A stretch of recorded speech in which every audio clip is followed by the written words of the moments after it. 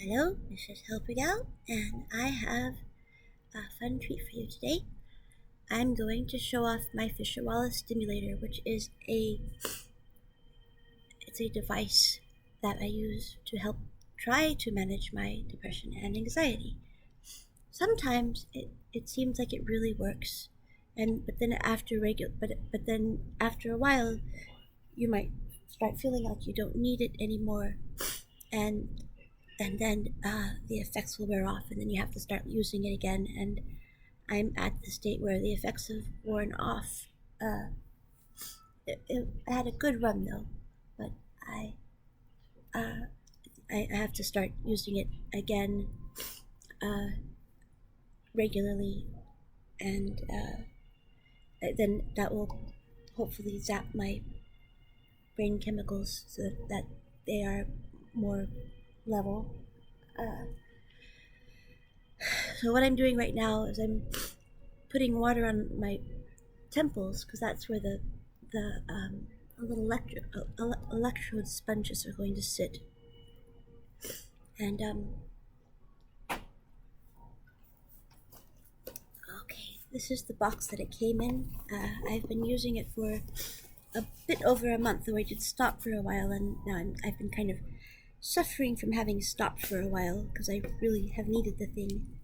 And it is approved by the FDA for the treatment of depression, anxiety, and insomnia. And Fisher Wallace, Fisher Wallace Stimulator is not the only brand of this device that is available on the market, and in fact, it is one of the more expensive ones. There are other devices on the market that supposedly do the same thing, but they're less expensive. But I don't know how they compare. I've never had the chance of comparing them to this one. That would be a neat thing to try to get a sponsorship for. Should I get any kind of audience on this at all? Okay, so the Fisher Wallace device, and this is actually the Circadia, which is their version of the device that does not need a prescription. Though when I ordered it, they made me get some sort of a prescription anyway. I had to pay somebody to medically clear me to get this, even though supposedly this is their device that is not supposed to require a prescription. It was like an extra $15 or something like that, and it seemed rather silly to me. And I got this when it was on sale a while back. They might still be having a sale. Last I looked, it seemed as though they they they said it was still on sale. Uh, and I had been thinking perhaps that it wasn't really working for me, but the truth is that I'm much better with it than without it, even though it has not been 100% perfect. So it comes with this little band, and you put it over around your head. You add these little electrodes right around here, right around your temples. I think this is the right spot. This is where I've been putting it. Hopefully I'm not incorrect. Kind of right above my ears. So my hair is wet so that there's decent conductivity. And the sponges are wet. And they say that you need to replace the sponges weekly, and I'm up to replace my sponges again pretty soon. So I'm going to turn this thing on, and they say to only go up to the second one and do this for 20 minutes twice a day. And so I have it on now, and you don't really feel very much except that it makes your eyeballs shaky. So there's like this flashing in your peripheral vision, and your eyes, you see this sort of a flashing thing happening. It's kind of like it's something is lighting up inside of your head.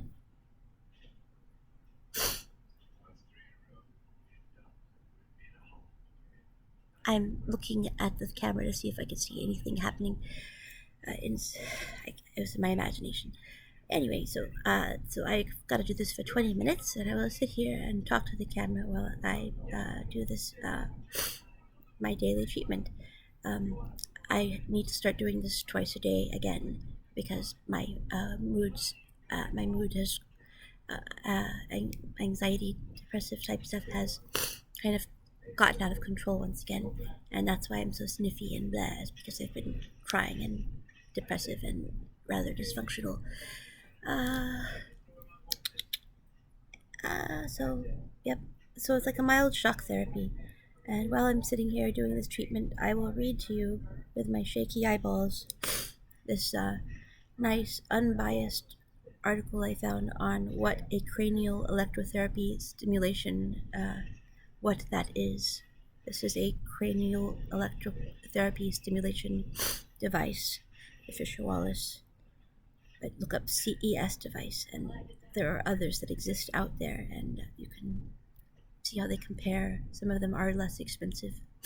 I might have gotten a less expensive one had I realized that they do exist. This one was, I think, $500, and that was on sale from $700. All right. Oh, my eyeballs are too shaky for me to read this. Uh, Alright. CES is a class of non-invasive transcranial pulsed current stimulation that applies a particular amplitude, frequency, and waveform to patients. CES devices have two parts: a box to control settings and a set of electrodes. Electrode placement is variable, but certain electrode arrangements have been cited by FDA-cleared devices, which can be viewed on the FDA website. Amplitude and frequency are also variable, with most CES devices allowing up to 5, I don't know what that is, MA, and 0.5 to 500 Hz, respectively. Waveform can be square or sinusoidal. There is still debate on the efficacy of CES on its intended treatment targets of insomnia, anxiety, and depression. Although CES has been shown to affect neurotransmitter and neurochrome concentrations while changing oscillatory band power in EEG recordings, Mental Health America (MHA) suggests clinical examination of CES in ADHD. It doesn't work for that for me. Anxiety, depression, addiction, pain, and insomnia. Additionally, CES hasn't shown many side effects in literature. Vertigo, irritation, and headache are three which are noted. I've experienced headache and irritation and nausea, which might be part of vertigo. So I've had some of the side effects. Where can I get CES?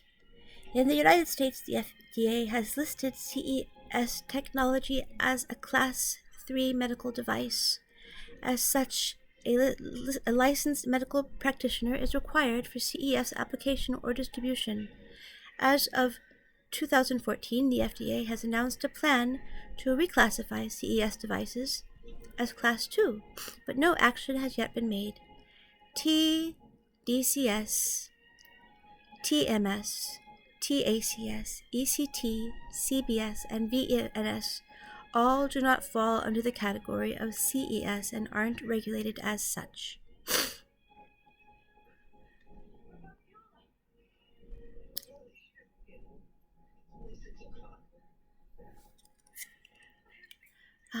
Oh, I guess that's all. And that was a website that comes up, Neuromodec, when you ask what is cranial electrotherapy stimulation. I will read to you what is said on the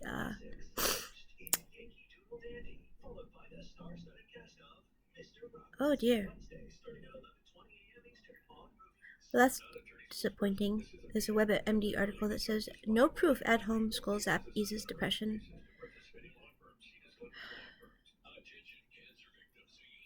Helps a little bit for a while, I could say that.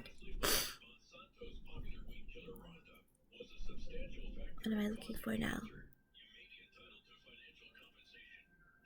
CES device. This is the Fisher Wallace website. CES device for rapid depression, anxiety, and insomnia therapy. Recommended by 10,000 doctors. Rapid treatment, give it a week. The Fisher Wallace Stimulator is cleared by the FDA to treat depression. I'm reading from their website.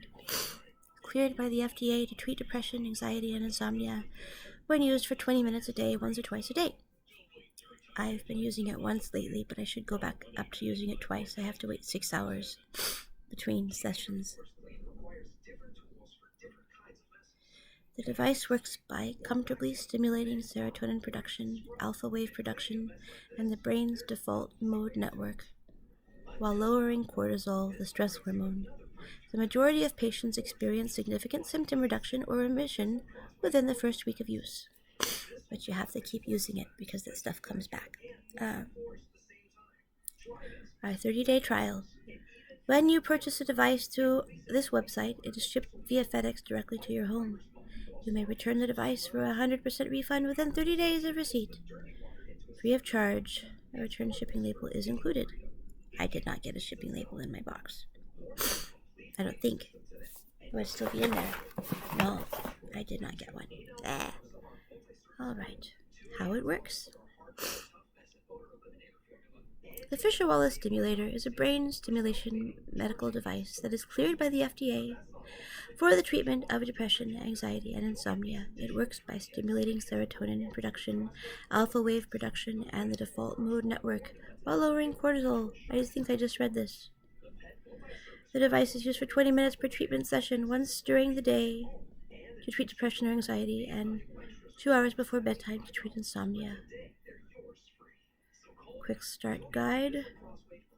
Open the batteries, insert 2 battery, open the battery cover, batteries. Plug the wires into the device and snap the electrodes on the other end of the wires. Submerge the sponges electrodes under running water until wet.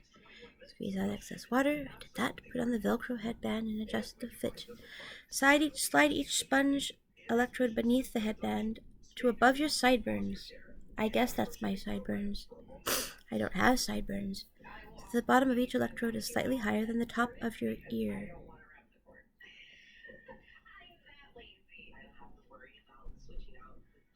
Turn on the device by rotating the dial counterclockwise until 2 yellow level lights flash. Level 2.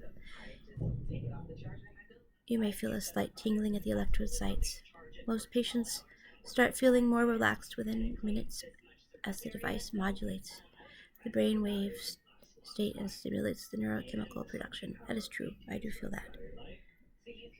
Engage in quiet activities such as reading, watching TV, or meditation during the 20-minute stimulation session. After 20 minutes, the device will shut off automatically with a beep. And then you have to fill out a thing to make sure that you qualify for the device. So your age, I don't have any medical device implanted into my head or neck. Don't have a pacemaker. I'm over 21.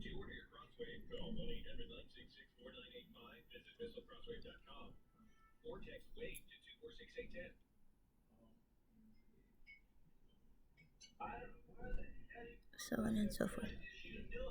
Alright. I still have maybe 10 minutes to go. You don't have to stay for this whole video. You can move along anytime you like. I'm going to keep reading articles about this device out loud while I'm doing my session.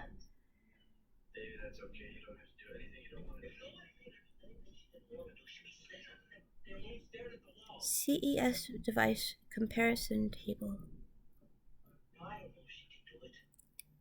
It has a chart of different devices. There's the Mind Gear CES, so it's $349. CES Ultra, that's $299. Those are both cheaper than mine. Oasis Pro, that's almost as expensive as mine. The David Delight Pro, that's more expensive. Mine's on sale.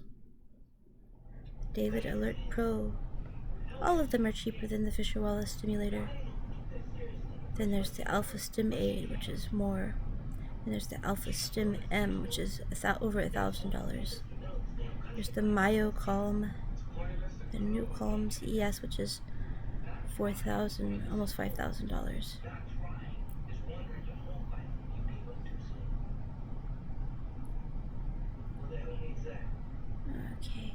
There's a chart of all of the different pros and cons. Okay.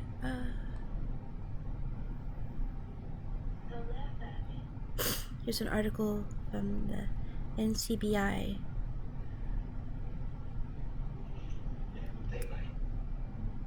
.nlm.nih.gov. Effects of electrotherapy stimulation on resting state brain activity. Abstract. Cranial electrotherapy stimulation, CES, is a U.S. Food and Drug Administration FDA-approved treatment for insomnia, depression, and anxiety consisting of pulsed, low-intensity current applied to the earlobes or scalp. Despite empirical evidence of clinical efficacy, its mechanism of action is largely unknown. The goal was to characterize the acute effects of CES on resting brain state activity. Our primary hypothesis was that CES would result in deactivation in cortical and subcortical regions. 11 healthy controls were administered, CES applied to the earlobes at subsensory thresholds while being scanned with functional magnetic resonance imaging in the resting state. We tested 0.5 and 1000 Hz stimulation using blocks of 22 seconds on, alternating with 22 seconds of baseline. The device was off. The primary outcome measure was differences in blood oxygen level, dependent data associated with the device being on versus baseline.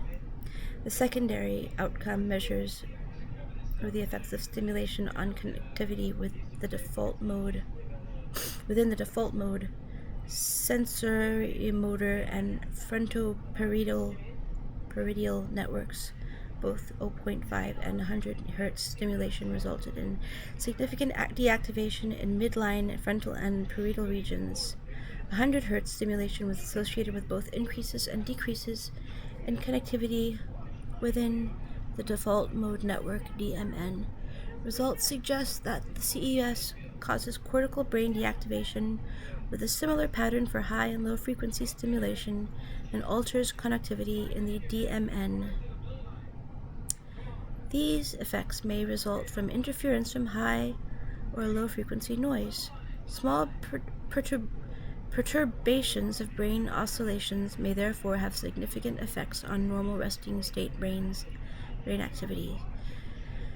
These results provide insight into the mechanism of action of CES and may assist in future development of optimal parameters for effective treatment. I'm sleepy. This thing is almost over. Cranial electrotherapy stimulation is a non-invasive therapeutic device that applies pulsed alternating microcurrent transcutaneously to the head via electrodes placed on the earlobes, mastoid processes, zygomatic arches, or the maxillo-occipital junction. The U.S. Food and Drug Administration, FDA, granted approval in 1979 for CES in the treatment of insomnia, depression, and anxiety, and it is commercially available for personal use. Controlled studies provide evidence that CES is effective for anxiety, headaches, fibromyalgia. I have noticed this. Smoking cessation and drug withdrawal symptoms, and, in some but not all studies, pain. Then there's a list of people to see for reviews and meta-analyses. The majority of controlled studies have evaluated the efficacy of CES for treatment of anxiety, although most were performed in non-clinical samples.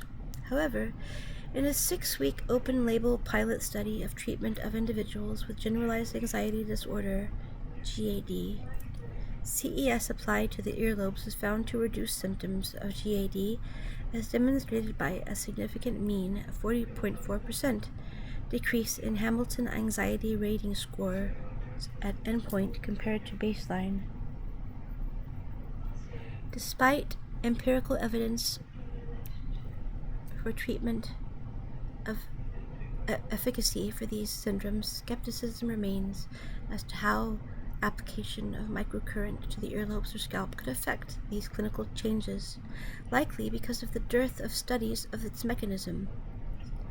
As brain stimulation techniques increasingly hold promise for the treatment of neurological and psychiatric disorders, better understanding of their mechanisms of action is crucial to further improve their efficacy, develop new technologies, and evaluate their safety. It remains unclear how the electrical current from CES may alter brain activity. 42 to 46% of the applied CES current enters the brain, with the highest levels of current recorded in the thalamus. One theory suggests that the cranial alternating current AC stimulation interferes with ongoing brainwave oscillations by introducing cortical noise. In vitro studies of rat brain slices show that high-frequency 50 to 200 Hz sinusoidal AC stimulation suppresses activity in cell bodies and axons. Perhaps the most investigated effects to date of the CES have come from the electroencephalographic studies, which have found recordings to be altered during and after treatment with CES. Alpha EEG waves were slowed following CES in monkeys, and this change was associated with a reduction in adverse reactions to stressful stimuli. Applying CES at 0.5 and 100 Hz with simultaneous EEG resulted in a downward shift in mean alpha frequency with greater effect for 100 Hz stimulation. CES also results in a decrease in alpha band median frequency and beta band power fraction. These changes are similar to EEG changes in trained mediators and may be associated with relaxed state, although it remains unclear if these alterations in brainwave oscillation patterns are a cause or effect of improved clinical states. Pulsed current may interrupt nervous system function. The goal of this study was to determine the immediate effects of CES stimulation on patterns of brain activity in the resting state and on the functional connectivity within intrinsic connectivity networks. This represents the first investigation of the direct effects of CES on brain activity using functional neuroimaging simultaneously with cranial stimulation. We hypothesized that the CES would result in deactivation of the cortical and subcortical thalamic regions, in line with evidence that stimulation interferes with oscillatory brain activity and is associated with reduction of brainwave frequencies. We also predicted that 0.5 versus 100 Hz stimulation would result in different patterns. In addition, we hypothesized that stimulation would alter intrinsic connectivity networks, such as the dorsal frontoparietal network FPN. Due to evidence of improvements in attention with CES and the sensorimotor network SMN, due to evidence of clinical efficacy for pain. We also predicted it would alter connectivity within the default mode network DMN, as the EEG beta band, which CES 100 Hz may affect, has been found to correlate with this network. It's rather repetitive, this article. It's still going.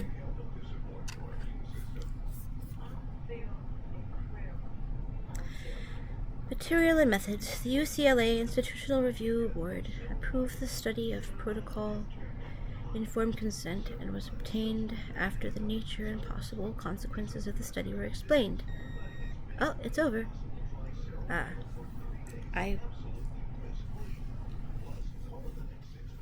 session is complete. I could keep reading, though. So what I do when it's over, I take it off and I put it back in the box.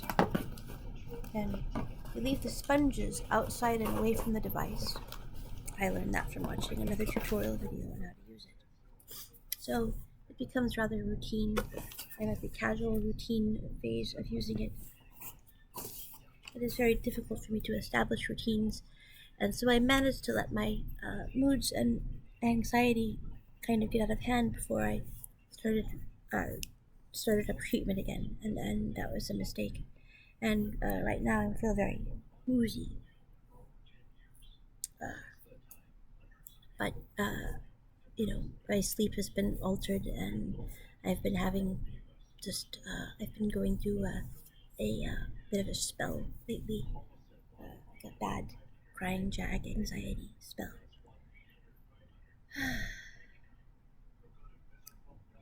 Materials and methods. The UCLA Institutional Review Board approved the study protocol. Informed consent was obtained after the nature and possible consequences of the study were explained. 11 healthy right-handed male and female aged 18 to 65 were recruited from the community.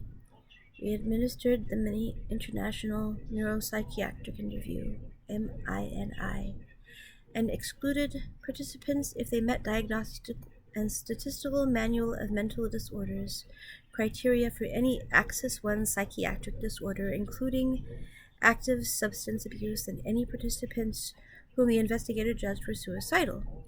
Other exclusion criteria included any neurological disorders or any medical disorders that could affect cerebral metabolism.